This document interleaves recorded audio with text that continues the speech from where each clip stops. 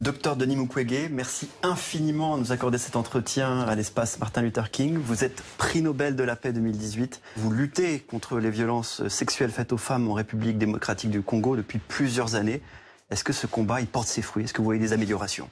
Il y a 20 ans, parler de la question des violences sexuelles, c'était comme si on importunait l'audience ou des personnes avec lesquelles on discutait. Aujourd'hui, ce n'est pas le cas. Je trouve que c'est une question qui est maintenant sur l'agenda de la communauté internationale. Mais il y a encore un long parcours à faire, puisque je crois que tout ce que, par exemple, nous demandons en République démocratique du Congo, qui est ceux qui ont commis des crimes à caractère sexuel puissent répondre de leurs actes. Nous ne l'avons pas encore et je crois qu'il faut absolument poursuivre le combat.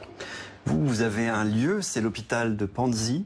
On dit de vous que vous êtes l'homme qui réparait les femmes. Comment est-ce que vous et vos équipes réparez ces femmes victimes de violences sexuelles? Au début, nous avions commencé par effectivement la chirurgie.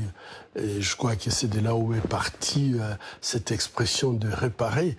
Mais quand on voit tout ce qu'elles ont besoin dans leur parcours sur le plan médical, psychologique, socio-économique et légal, on doit dire que c'est une prise en charge holistique que nous faisons à Panzi.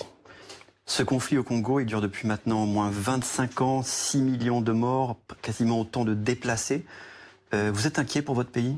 Il n'y a pas une autre crise qui a eu autant de morts, autant de déplacés aujourd'hui. 6 millions de personnes sont déplacées en République démocratique du Congo, mais il y a 30 millions de personnes qui n'ont pas à manger, donc les tiers de la population. Mais ce n'est pas seulement une crise sécuritaire et humanitaire, mais aussi c'est une crise existentielle, puisque aujourd'hui en République démocratique du Congo, non seulement nous avons 120 groupes armés, nationaux et étrangers, mais nous avons également des armées étrangères.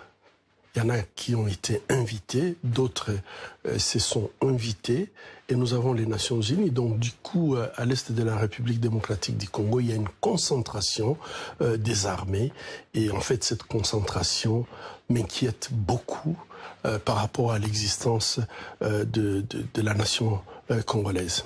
Vous avez, vous, une autorité morale, vous êtes une personnalité reconnue et dans votre pays et dans le monde. Certains vous poussent à vous présenter à la présidentielle. Est-ce qu'ils ont raison?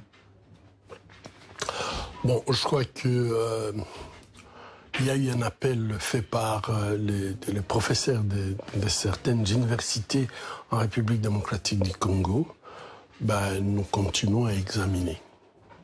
Donc c'est cet appel pour voir dans quelle mesure c'est possible. Et donc on n'a rien confirmé, mais ce n'est pas exclu. D'accord. Et vous auriez les épaules pour vous lancer dans ce combat? Ben, il faudrait d'abord y répondre. Je n'ai pas encore répondu. Et quand j'aurai répondu, peut-être c'est à ce moment-là qu'il faudrait mesurer la capacité de mes épaules de pouvoir faire face.